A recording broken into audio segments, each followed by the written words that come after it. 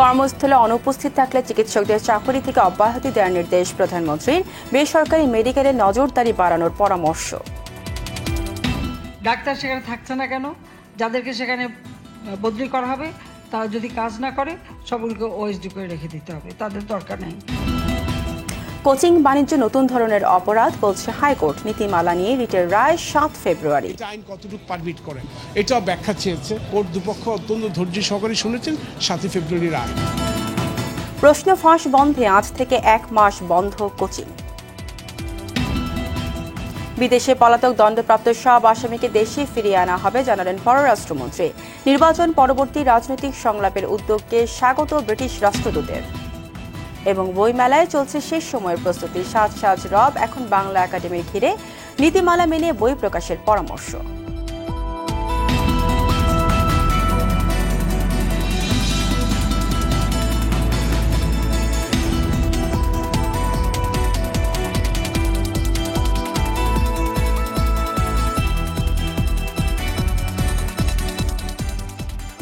আসসালামু আলাইকুম, স্বাগত জানাচ্ছি আরটিভি সন্ধ্যার সংবাদে। শুনছিলেন মার্কেন্টাইল ব্যাংক সংবাদ শিরোনাম। পুরো সংবাদে আপনাদের সঙ্গে আছি আমি ফারিয়া শারমিন এবং আমি নাবিলা হাসান।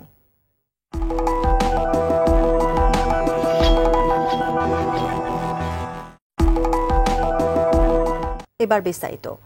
কর্মস্থলে না থাকলে এবং যথাযথ সেবা না দিলে চিকিৎসক ও নার্সের ওএসডি করতে সংশ্লিষ্টদের নির্দেশ দিয়েছেন প্রধানমন্ত্রী শেখ হাসিনা।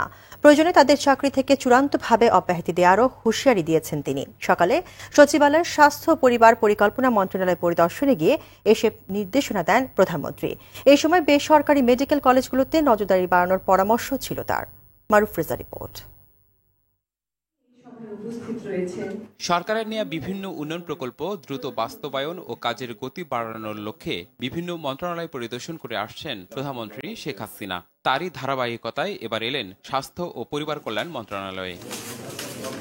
বক্তব্যের শুরুতে স্বাস্থ্য সেবা খাতের উন্নয়নে সরকারের নানা পরিকল্পনা তুলে ধরেন প্রধানমন্ত্রী। সেই সাথে চিকিৎসা সেবা ও শিক্ষার মান বাড়ানোর তাগিদও ছিল তার। ডাক্তারগুলি যেন সঠিকভাবে তারা শিক্ষা নিয়েই হয়, বিশেষ করে বেসরকারি মেডিকেল কলেজগুলির দিকে আরো একটু বিশেষভাবে দৃষ্টি দেওয়া প্রয়োজন বলে আমি মনে করি। ডাক্তারদের ইন্টার্নি সিস্টেমটা এটা কিন্তু আমার 2 বছর করে দেওয়ার কথা ছিল, করে দিয়েছিলাম। তারপর সেটা কার্যকর হয়েছে কিনা আমি জানি না, সেটা বিষয়ে আমি জানতে চাইবো। এই কারণে যে একটা বছর সে তার প্রতিষ্ঠানে সে করে যাচ্ছে ইন্টার্নি সিস্টেম, তারপর আরেকটা বছর তাকে করতে হবে উপজেলা স্বাস্থ্য কেন্দ্রে, যাতে উপজেলা তারা একটা অভিজ্ঞতা সঞ্চয় করতে পারে, সেখানে তারা থাকে এবং থেকে চিকিৎসা সেবাটা দিতে পারে। যথাযথ স্বাস্থ্য সেবা নিশ্চিতে চিকিৎসক সহ সংশ্লিষ্টদের নানা পরামর্শ ও নির্দেশনাও ছিল সরকার প্রধানের। হাসপাতালে রোগী দেখা থেকে তারপরে যে প্রাইভেট হাসপাতালে যে কেউ 12টা 1টা 2টা পর্যন্ত নাকি অপারেশন করে, তো যে ডাক্তার রাত ভর অপারেশন করবে সে আবার সকাল 8টার সময় সে রুগী দেখবে কি করে? তার মেজাজ তো এমনি খিটখিটে থাকবে। ডাক্তার সেখানে থাকছে না কেন? যাদেরকে সেখানে বদলি করা হবে তারা যদি কাজ না করে সবগুলোকে ওএসডি করে রেখে দিতে হবে, তাদের দরকার নেই, নতুন ডাক্তার দিতে হবে। দ্বিতীয় কথা হচ্ছে যে নার্সদের ব্যাপারে আমি তাদের সম্মান দিয়েছি ঠিক, কিন্তু রোগীর সেবাটা তাদের করতে হবে, এটা বাধ্যতামূলক। না করলে সে চাকরিতে থাকবে না, চলে যাবে। অনেক প্রাইভেট জায়গা আছে কাজের অসুবিধা নাই, আমরা আবার নতুন ট্রেনিং করে নিয়ে আসবো। নার্সদের কর্মপরিধি আরো সুনির্দিষ্ট করতে স্বাস্থ্য মন্ত্রণালয়কে তাগিদ দেন প্রধানমন্ত্রী শেখ হাসিনা। মারুফ রেজা, আরটিভি, ঢাকা। প্রধানমন্ত্রী শেখ হাসিনার উপস্থিতিতে নবনিযুক্ত নৌবাহিনী প্রধান আবু মুজাফফর মহিউদ্দিন মোহাম্মদ আওরঙ্গজেব চৌধুরীকে ভাইস অ্যাডমিরাল এর র্যাঙ্ক ব্যাজ পরিয়ে দেওয়া হয়েছে। রোববার সকালে গণভবনে সেনাবাহিনী প্রধান জেনারেল আজিজ আহমেদ ও বিমান বাহিনী প্রধান এয়ার চিফ মার্শাল মসুজ্জামান শেরনিয়াবত নৌবাহিনী প্রধানকে র্যাঙ্ক ব্যাজ পরিয়ে দেন। পরে নৌ সদর দপ্তরের কমান্ড বইতে স্বাক্ষরের মাধ্যমে আনুষ্ঠানিকভাবে বাংলাদেশ নৌবাহিনীর দায়িত্বভার গ্রহণ করেন তিনি। অনুষ্ঠান শেষে ধানমন্ডি 32 নম্বরে জাতির জনক বঙ্গবন্ধু শেখ মুজিবুর রহমানের প্রতিকৃতিতে ফুল দিয়ে শ্রদ্ধা জানান নতুন নৌবাহিনী প্রধান। এরপর শিখা চিরন্তনে মুক্তিযুদ্ধের শহীদ সেনা নৌ ও বিমান বাহিনীর সদস্যদের প্রতি শ্রদ্ধা জানান তিনি।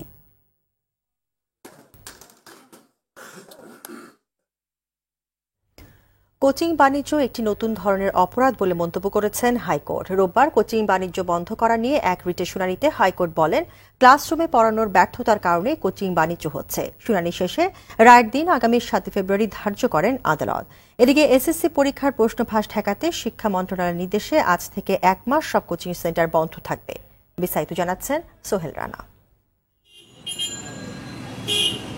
রাজধানী জুড়ে রয়েছে শত শত কোচিং সেন্টার। এগুলো নিয়ন্ত্রণে নীতিমালা থাকলেও নেই কোনো নির্দিষ্ট আইন, যার ফলে কোচিং সেন্টার নিয়ন্ত্রণে হিমশিম খাচ্ছে কর্তৃপক্ষ।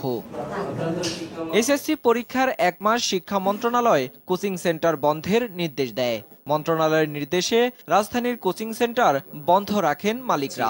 সরকারকে সম্মান জানিয়ে, শিক্ষামন্ত্রীকে সম্মান জানিয়ে আমরা কোচিং বন্ধ করেছি। দুইটা কোচিং যারা খোলা রাখতে চেষ্টা করছে তাদের আমরা বন্ধ করে দিচ্ছি। যে সরকারের সিদ্ধান্ত, এটা আপনাকে মানতে হবে। প্রশ্ন প্রণয়ন, বিতরণ কোনোটার সাথেই আমরা কিন্তু জড়িত না। যারা জড়িত তাদেরকে দোষারোপ না করে ঢালাওভাবে আমাদেরকে দোষারোপ করা, এটাও কি বাস্তবসম্মত? প্রশ্ন ফাঁস সহ নানা অপরাধের অভিযোগ কোচিং সেন্টারগুলোর বিরুদ্ধে উঠলেও এ নিয়ে মিশ্র প্রতিক্রিয়া রয়েছে। এতগুলো টিচার রেখে পড়াও পসিবল না কারো পক্ষে, তো এর জন্য আর কি কোচিং সেন্টারে আসা। সবাই তো প্রশ্ন ফাঁস করে না, কি করবে এখন? তো কোচিং ছাড়া তো আমাদের চলে না। এদিকে কোচিং বাণিজ্য বন্ধের নীতিমালা সহ শিক্ষকদের বিরুদ্ধে ব্যবস্থা নেওয়ার বিষয়ে জারি করা রুলের উপর রায়ের দিন আগামী 7 ফেব্রুয়ারি ধার্য করেছেন আদালত। আইন নেই অথচ নীতিমালা, এটা আইন কতটুকু পারমিট করে এটাও ব্যাখ্যা চেয়েছে কোর্ট। দুপক্ষ অত্যন্ত ধৈর্য সহকারে শুনেছেন 7 ফেব্রুয়ারি রায়। অ্যাডভোকেট খুরশিদ আলম খান বলেন, আইন না করে শুধু নীতিমালা দিয়ে কোচিং এর অপব্যবহার রুখতে কতটা কার্যকর ব্যবস্থা নেওয়া সম্ভব তারও ব্যাখ্যা চেয়েছেন আদালত। যে এই ধরনের বাণিজ্য হচ্ছে এগুলো বন্ধ করা। সোহেল রানা, RTV, ঢাকা। বিদেশে পলাতক দণ্ডপ্রাপ্ত সব আসামিকে দেশে ফিরিয়ে আনা হবে বলে জানিয়েছেন পররাষ্ট্রমন্ত্রী ডক্টর AK আব্দুল মোমেন। এছাড়া দণ্ডপ্রাপ্ত বিএনপির ভাইস চেয়ারম্যান তারেক রহমানকে ফেরত আনার বিষয়টি আইন মন্ত্রণালয় তদারকি করছে বলেও জানান তিনি।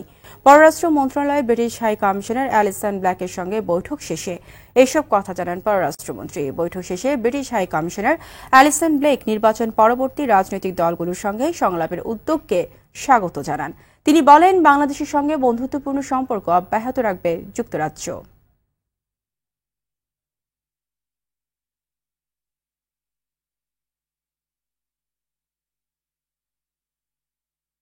রোহিঙ্গা নিয়ে আলোচনা হয়েছে। আমাদের নতুন ইকোনমিক ডিপ্লোমেসি, যে ডেভেলপমেন্টটা আমাদের একটা বড় thrust area, trade and investment, সেটার উপর আমরা আলাপ করেছি। I welcome very much the government's attempt to establish a dialogue. নির্বাচনের পর সব রাজনৈতিক দলগুলোর সঙ্গে সংলাপের উদ্যোগকে স্বাগত জানায় যুক্তরাজ্য, কারণ বাংলাদেশ 2041 সালের মধ্যে সম্পূর্ণ উন্নত রাষ্ট্র হওয়ার উচ্চাকাঙ্ক্ষা স্থির করেছে। আমরা উন্নয়ন সহযোগী হিসেবে সরকারের সঙ্গে কাজ করব।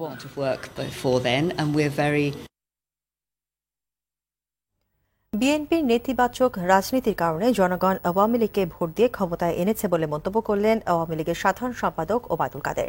দুপুরে নোয়াখালীর হাতিয়ায় দ্বীপ সরকারি কলেজ মাঠে আওয়ামী লীগের জনসভায় তিনি বলেন, নির্বাচনে জনগণ বিএনপিকে প্রত্যাখ্যান করেছে। ওবায়দুল কাদের বলেন, এদেশের মানুষ আওয়ামী লীগকে ভোট দিয়ে সম্মান দেখিয়েছে, আওয়ামী লীগও দেশের উন্নয়ন করে তার প্রতিদান দেবে। পানি সম্পদ উপমন্ত্রী ইনামুল হক শামীম ও স্থানীয় সংসদ সদস্য আয়েশা ফেরদৌস এ সময় উপস্থিত ছিলেন। এর আগে হাতিয়ায় নদী ভাঙনে ক্ষতিগ্রস্ত এলাকা পরিদর্শনের পাশাপাশি ছিন্নমূল মানুষের মাঝে শীতবস্ত্র বিতরণ করা হয়।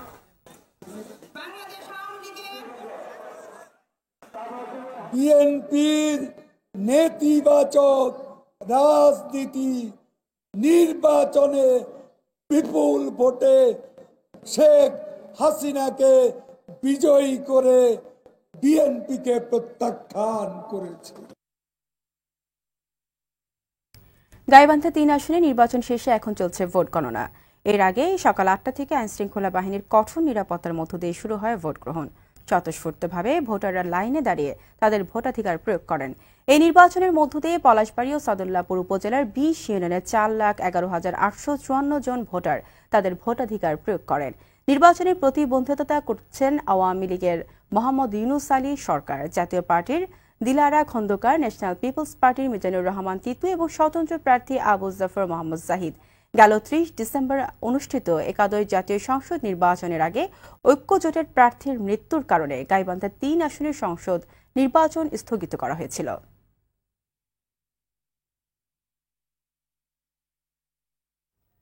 বইমেলা উপলক্ষে বাংলা একাডেমি প্রাঙ্গণ এবং সরওয়ার্দী উদ্যানে চলছে শেষ সময় প্রস্তুতি। প্রাণের মেলায় আসর বসবে ফেব্রুয়ারি জুড়ে।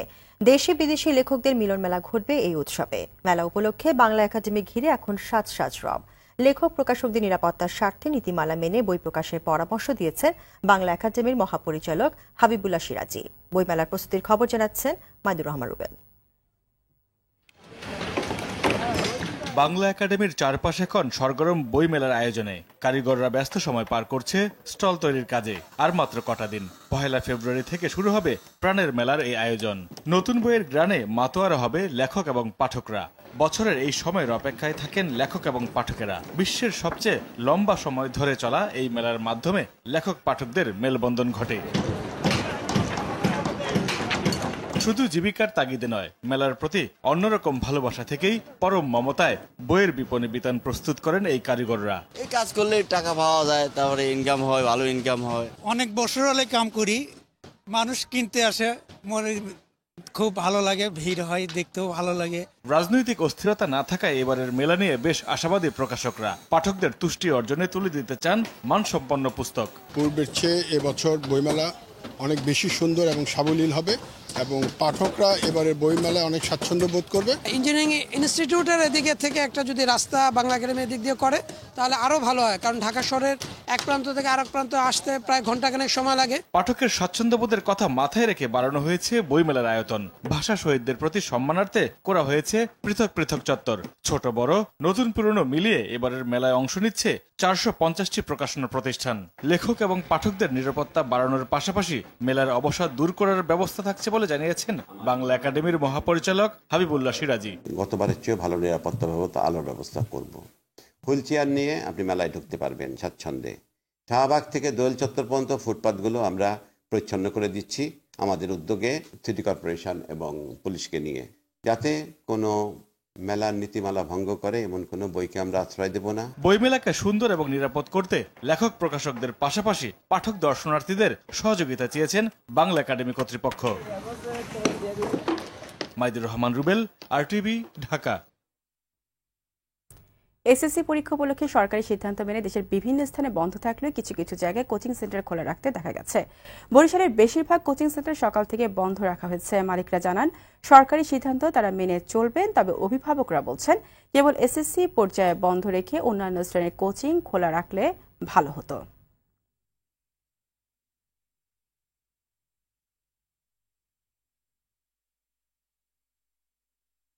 সরকারের এই সিদ্ধান্তকে আসলে প্রাথমিকভাবে তো আমাদের মেনে নিতে হবে।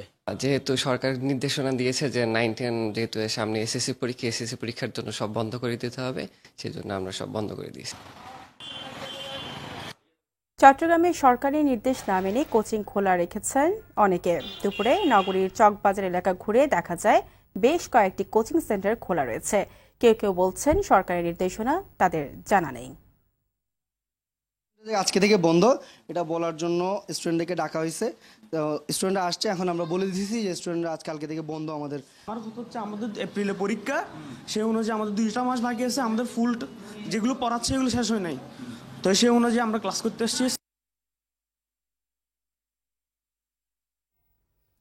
চালের দাম বাড়ানোর পেছনে দায়ীদের বিরুদ্ধে ব্যবস্থা নিতে কাল সিদ্ধান্ত নেওয়া হবে বলে জানালেন বাণিজ্যমন্ত্রী টিপু মুন্সি।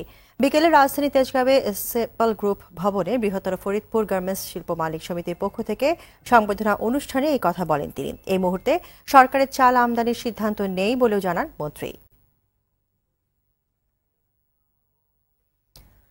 দুদক চেয়ারম্যান ইকবাল মাহমুদ চৌধুরী আজ হঠাৎ করে চট্টগ্রামের 3টি বিদ্যালয় পরিদর্শনে যান। রোববার সকাল 9টার দিকে তিনি হাজির হন নগরীর কাটলি নুরুল হক চৌধুরী প্রাথমিক বিদ্যালয় প্রাঙ্গণে। স্কুল চলাকালে ছাত্রছাত্রী ও অভিভাবকদের স্কুলের বাইরে দেখে বিস্মিত দুদক চেয়ারম্যান ঢুকে পড়েন সেখানে। দেখেন স্কুলের 8 জন শিক্ষকের মধ্যে ভারপ্রাপ্ত প্রধান শিক্ষক ছাড়া সবাই অনুপস্থিত। এরপর দুদক চেয়ারম্যান ভাটিয়ারী সরকারি প্রাথমিক বিদ্যালয় ও শীতলপুর উচ্চ বিদ্যালয়ে যান। সেখানেও একই চিত্র দেখেন। এতে ক্ষোভ জানিয়ে তিনি বলেন, যে কোনো মূল্যে শিক্ষাঙ্গনে শিক্ষার সুষ্ঠু পরিবেশ নিশ্চিত করা হবে। বলেন, কোনোভাবেই বাচ্চাদের জীবন নিয়ে ছিনিমিনি খেলতে দেওয়া যাবে না। প্রয়োজনে দুদক দণ্ডবিধির 166 ধারা প্রয়োগ করা হবে বলেও হুঁশিয়ার করেন দুদক চেয়ারম্যান।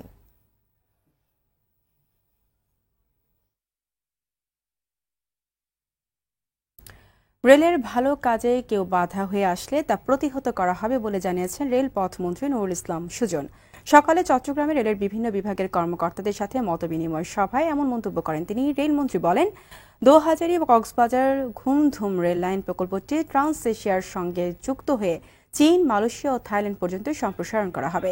এছাড়া ঢাকা চট্টগ্রাম রুটে হাই স্পিড ট্রেন প্রকল্পটি চালু হলে মাত্র 57 মিনিটে ঢাকা থেকে চট্টগ্রামে যাওয়া যাবে বলেও জানান তিনি।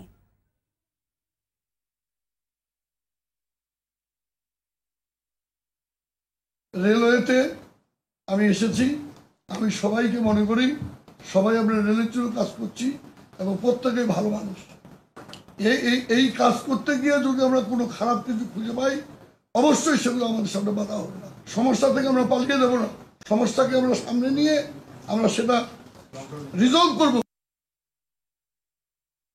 নিজের কর্মক্ষেত্রকে সেবার কেন্দ্রস্থলে পরিণত করার নির্দেশ দিয়েছেন পুলিশের মহাপরিদর্শক ডক্টর মোহাম্মদ জাবেদ পাটোয়ারি। দুপুরে রাজশাহীর সারদা পুলিশ একাডেমিতে পুলিশের 36তম এসআই প্রশিক্ষণ সমাপনী কুচকাওয়াজ পরিদর্শনে এসে এই নির্দেশ দেন তিনি। জাবেদ পাটোয়ারি বলেন, আইনের শাসন নিশ্চিতে সবার আগে পুলিশকে এগিয়ে আসতে হবে। এ সময় মামলার যথাযথ তদন্ত প্রক্রিয়া সম্পন্ন করা, অপরাধীকে বিচারের আওতায় আনা সহ ভিকটিমের নিরাপত্তা দেওয়া সহ অর্পিত দায়িত্ব নির্মমভাবে পালনের নির্দেশ দেন তিনি।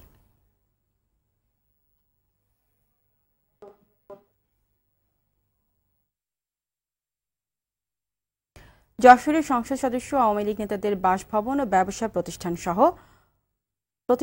6টি স্থানে বোমা হামলা চালিয়েছে দুর্বৃত্তরা। শনিবার মধ্যরাতে পরপর এই হামলার ঘটনা ঘটে, তবে এতে কেউ হতাহত হয়নি। যশোর কোতোয়ালি থানার ভারপ্রাপ্ত কর্মকর্তা অপূর্ব হাসান জানান, রাত 2:30টার দিকে যশোর 3 আসনের এমপি কাজী নাবিল আহমেদের বাসভবনে বোমা হামলা হয়। এরপর সদর উপজেলা চেয়ারম্যানের মালিকানাধীন হোটেল জাবির চৌধুরী, চাকলাদারের বাসভবন এবং চাকলাদার ফিলিং স্টেশনে বোমা হামলার খবর পান তারা। এছাড়াও শহর আওয়ামী লীগের ভারপ্রাপ্ত সাধারণ সম্পাদক ইমাম হাসান লাল ও যুবলীগ নেতা রাজিবুল আলমের বাসভবনে বোমা বিস্ফোরণ হয়। এসব স্থান থেকে 12টি বোমার কৌটা ও বিস্ফোরিত বোমার আলামত উদ্ধার করা হয়েছে। হামলার বিষয়টি তদন্ত করা হচ্ছে বলেও জানায় পুলিশ। অফিস বিল্ডিং এর গায়ে লেগেছে 2টা এবং নিচে একটি বিস্ফোরিত হয়েছে। সে শক্তিশালী বোমা, অত্যন্ত শক্তিশালী। আমরা বিষয়টা খতিয়ে দেখতেছি কে বা কাহারা এটা করেছে এবং আমরা আশাবাদী খুব দ্রুত আমরা এদেরকে আইনের আওতায় এনে আইনানুগ ব্যবস্থা গ্রহণ করতে পারব। রাজবাড়ী শহরকে রক্ষা করতে 4.5 কিলোমিটার স্থায়ী বাঁধ নির্মাণের কাজে হাত দিয়েছে সরকার।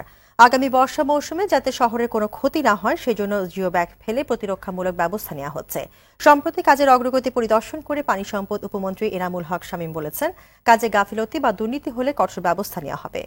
খান আলমিনের রিপোর্টে বিস্তারিত। ছবি তুলেছেন স্বপন দেওয়ান। রাজবাড়ী শহর রক্ষা করতে 2009-10 সালে প্রায় 2.5 কিলোমিটার স্থায়ী বাঁধ নির্মাণ করা হয়েছিল, যার মেয়াদ ছিল 100 বছরের। কিন্তু গত বর্ষা মৌসুমে পদ্মার ভাঙনে ক্ষতিগ্রস্ত হয়েছে বাঁধের অধিকাংশ জায়গা। ঝুঁকির মুখে পড়েছে রাজবাড়ী শহর। শহরকে রক্ষা করতে আরেকটি প্রকল্পের কাজ শুরু হয়েছে। এবার বাঁধ নির্মাণ করা হবে 4.5 কিলোমিটার, 4.7 কিলোমিটার হবে ড্রেজিং। 342 কোটি টাকার এ প্রকল্পের কাজ শুরু হয়েছে গত বছরই। নতুন পানি সম্পদ উপমন্ত্রী একে এনামুল হক শামীম প্রকল্প কাজের অগ্রগতি দেখতে যান রাজবাড়ী। স্থায়ী বাঁধ নির্মাণের আগে বর্ষায় যাতে শহর ক্ষতিগ্রস্ত না হয় সেজন্য জিও ব্যাগ ফেলা হচ্ছে। 2.5 লাখের মতো ফেলা হয়েছে।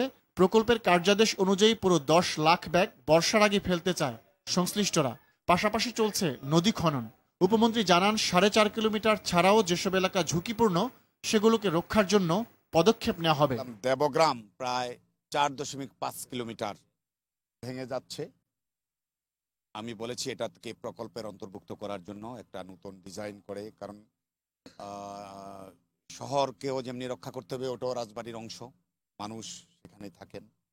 নদী ভাঙনের হাত থেকে রাজবাড়ী শহর এবং অঞ্চলের মানুষকে রক্ষা করার জন্য পানি সম্পদ মন্ত্রণালয় এবং পানি উন্নয়ন বোর্ড আমরা বাস্তবতার নিরিখে পদক্ষেপ নেব। যেভাবে কাজ করলে এই রাজবাড়ী জেলা এবং শহর রক্ষা পায়, ক্ষতিগ্রস্ত না হয়, সেভাবেই আমরা এখন থেকে কাজ করব। গত বছরের শুরুর দিকে রূপপুর পারমাণবিক বিদ্যুৎ কেন্দ্রে মালামাল পরিবহনের জন্য বিআইডব্লিউটিএ রাজবাড়ী প্রান্তে নদী তীর ঘেঁষে ড্রেজিং করে, ফলে বর্ষা মৌসুমে বাঁধ ক্ষতিগ্রস্ত হয়।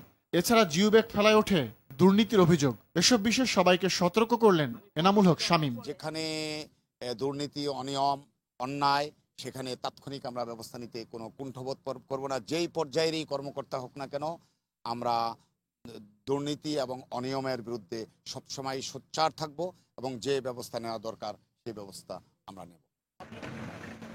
প্রধানমন্ত্রী শেখ হাসিনার নির্দেশে নদী ভাঙন কবলিত এলাকাগুলোতে ছুটে যাচ্ছেন বলে জানান পানি সম্পদ উপমন্ত্রী খান আলামিন। RTV, রাজবাড়ী। সময় মতো ফসল রক্ষা বাঁধ নির্মাণের কাজ শুরু না হওয়ায় সুনামগঞ্জ জেলার বিভিন্ন উপজেলার হাওরের কৃষকরা দুশ্চিন্তায় পড়েছেন। নির্ধারিত সময়ে বাঁধের কাজ শেষ হওয়া নিয়ে শঙ্কাও দেখা দিয়েছে কৃষকদের মনে।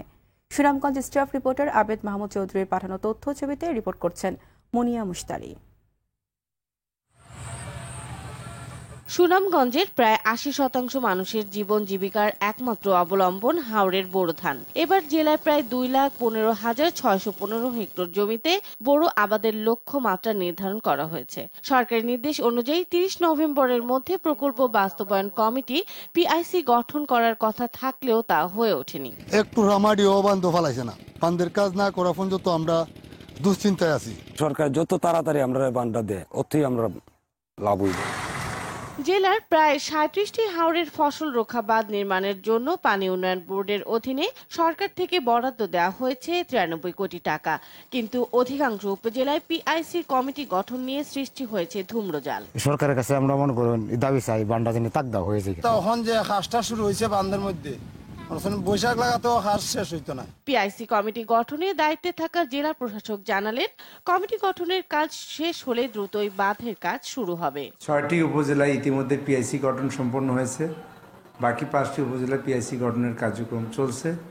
এই সপ্তাহের মধ্যে PIC গঠনের কাজ শেষ হবে এবং আগামী সপ্তাহ থেকে আমাদের মাঠে বাঁধ নির্মাণ কার্যক্রম শুরু হবে। দ্রুতই PIC কমিটি গঠন করে হাওর রক্ষা বাঁধ নির্মাণের কাজ শুরু হবে বলে আশা করছেন কৃষকরা।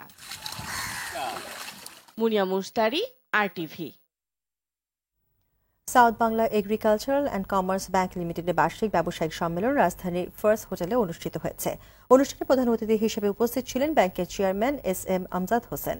ব্যাংকের ব্যবস্থাপনা পরিচালক ও প্রধান নির্বাহী মোহাম্মদ গোলাম ফারুকের সভাপতিত্বে সভায় ব্যাংকের অতিরিক্ত ব্যবস্থাপনা পরিচালক মোস্তফা জালাল উদ্দিন আহমেদ, উপব্যবস্থাপনা পরিচালক তরিকুল ইসলাম চৌধুরী ও মোহাম্মদ মামুনুর রশিদ মোল্লা উপস্থিত ছিলেন।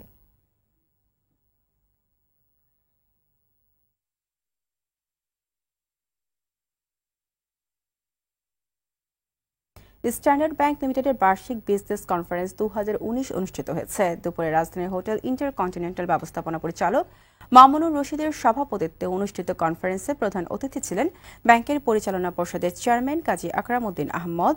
বিশেষ অতিথি ছিলেন ব্যাংকের ভাইস চেয়ারম্যান মোহাম্মদ শামসুল আলম। সারা দেশের শাখা ব্যবস্থাপক সহ প্রধান কার্যালয়ের ঊর্ধ্বতন নির্বাহী ও বিভাগীয় প্রধানরা সম্মেলনে অংশ নেন। আরেকটা কাছে গেলে ভালো হবে, ওখান থেকে আবার উড়ে দেখে। যাই হোক, আমাদের দিকে তাকানো। বিশ্বের ৫৫টি দেশে ব্যবসায়িক সাফল্য অর্জনকারী মাল্টিন্যাশনাল কোম্পানি CBL মানচি ফেস্টেটাস going brand in Bangladesh 2018 award পেয়েছে। সঠিক ব্যবসায়িক প্রক্রিয়া, নতুন নতুন পণ্য সরবরাহ সহ উন্নয়ন ধারা অব্যাহত রাখায় ইউনাইটেড রিসার্চ সার্ভিসেস ও এশিয়ান ওয়ান ম্যাগাজিন এই স্বীকৃতি দেয়। একই সাথে কোম্পানির বাণিজ্যিক কার্যক্রমকে অল্প সময়ের মধ্যে শ্রেষ্ঠত্বের দিকে নিয়ে যাওয়ার প্রতিষ্ঠানটির প্রধান নির্বাহী কর্মকর্তা সোমানাথান শ্রীনাথনকে fastest growing leader of Bangladesh 2018 নির্বাচিত করা হয়। সম্প্রতি সিঙ্গাপুরের একটি হোটেলে জমকালো অনুষ্ঠানে এসব স্বীকৃতির পদক দেওয়া হয়। রাজধানীর নবাবপুর সুরিটোলা এলাকায় অবৈধ বৈদ্যুতিক তারের 5টি কারখানা সিলগালা করেছে র্যাবের ভ্রাম্যমাণ আদালত। এই সময় 4 কোটি টাকার নকল তার আটক ও 18 জনকে 2 বছর করে কারাদণ্ড দেওয়া হয়। দিনব্যাপী পুরান ঢাকায় এই অভিযান চালানো হয়। এতে নেতৃত্ব দেন র্যাবের নির্বাহী ম্যাজিস্ট্রেট সরওয়ার আলম। অবৈধ কারখানা উৎপাদন ও বিপণনের জন্য কয়েকটি মামলা দায়ের করা হয়। জব্দ করা হয় BRB, সুপারসাইন সহ বিভিন্ন পরিচিত কোম্পানির লেভেল। নকল ও ভেজালের বিরুদ্ধে অভিযান অব্যাহত থাকবে বলে জানিয়েছে র্যাব।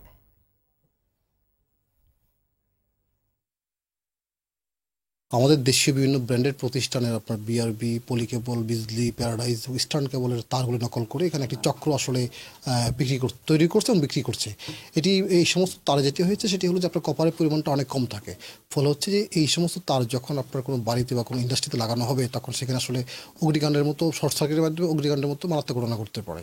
তো এই অপরাধের কারণে এখানে আমরা আসলে মোট 18 জনকে 2 বছর করে কারাদণ্ডাদেশ করা হয়েছে এবং 5টি ফ্যাক্টরি সিলগালা করা হয় বা বন্ধ করে দেওয়া হয়েছে। পাশাপাশি এখান থেকে প্রায় 4 কোটি টাকা মূল্যের তার আমরা আসলে জব্দ করেছি।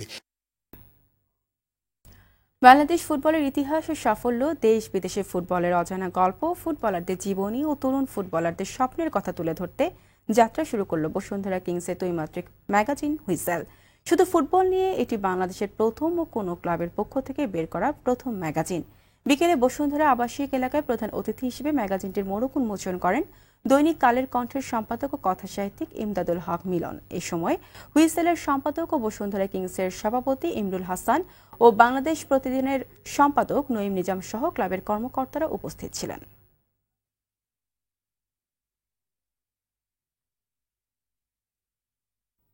সন্ধ্যার সংবাদ শেষ করার আগে মার্কেন্টাইল ব্যাংক শিরোনামগুলো জানিয়ে দিচ্ছি আরও একবার।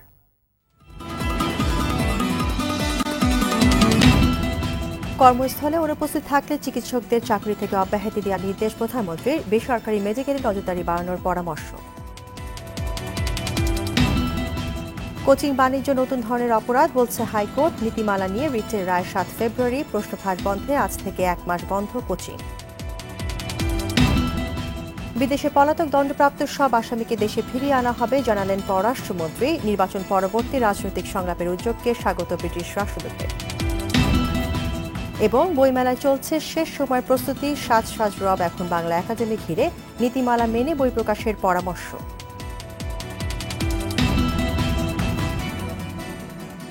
সন্ধ্যার সংবাদ এই পর্যন্তই। আরটিভির সর্বশেষ সংবাদ জানতে যে কোনো মোবাইল থেকে 24141 নম্বরে ডায়াল করুন। আর মোবাইল ফোনে সংবাদ দেখতে অ্যাপ স্টোর, গুগল প্লে বা উইন্ডোজ স্টোর থেকে ডাউনলোড করুন আরটিভি অ্যাপস। এছাড়াও তাৎক্ষণিক ও বিনোদন সংবাদ জানতে বিশ্বের যে কোনো প্রান্ত থেকে ভিজিট করুন facebook.com/rtv online এবং youtube.com/rtvdigitals। ধন্যবাদ সবাইকে। ধন্যবাদ।